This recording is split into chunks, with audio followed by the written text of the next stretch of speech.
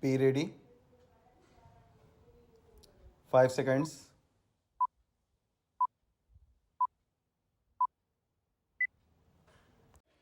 Start.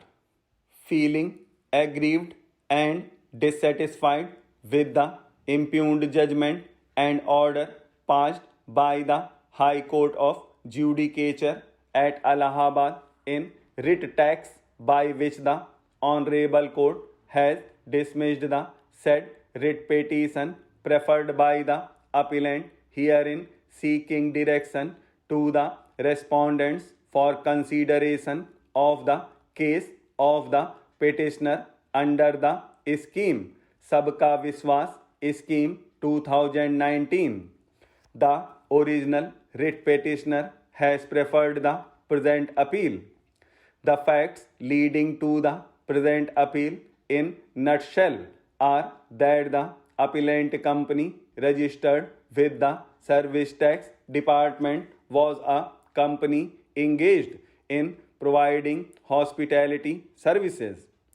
The service tax department conducted investigations as to the evasion of service tax by the appellant and issued show cause notices demanding payment of service tax under various categories such as accommodation in hotels, in guest house, restaurant services, etc.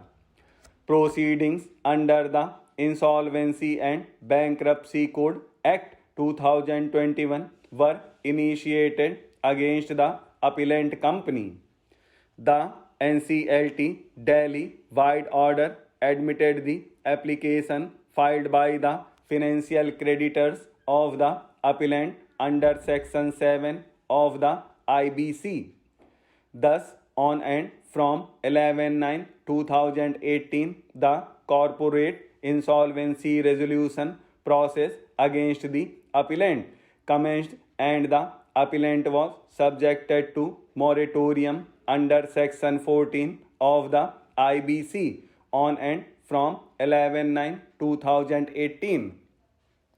The Committee of Creditors constituted as per the provisions of the IBC in its 15th meeting unanimously approved the resolution plan submitted by NCJ Infrastructure Private Limited. That thereafter the scheme of 2019 came to be introduced on 1/9/2019 under Section 125 of the Finance Act 2019 for availing the benefit of Sabka Vishwas Scheme 2019. The appellant acting through its resolution professional submitted an application within the period prescribed under the scheme 2019. The applicant company was issued form number 1 on 27/12/2019.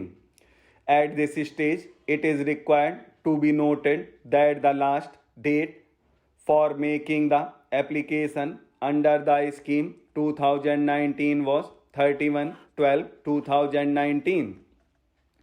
Thus, form number 1 was issued within the prescribed time limit and the tax dues were computed by the appellant as per the scheme 2019. That thereafter, form number 3 was issued by the designated committee determining the amount due and payable under the scheme by the appellant.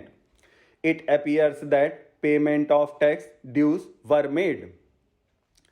That the NCLT approved the resolution plan of the successful resolution applicant NCJ Infrastructure Private Limited it wide order.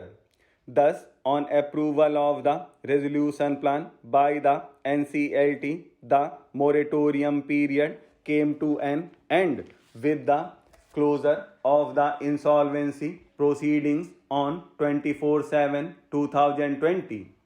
Subsequent to the acceptance of the resolution plan by the NCLT, the appellant wrote to the successful resolution applicant and the commissioner, CGST and Central Excise Agra, intimating them that the resolution process under the IBC had come to an end and that the appellant is ready and willing to make full amount of rupees 125 lakhs as ascertained by the designated committee in form number 3. White communication dated 9/10/2020 to the Assistant Commissioner.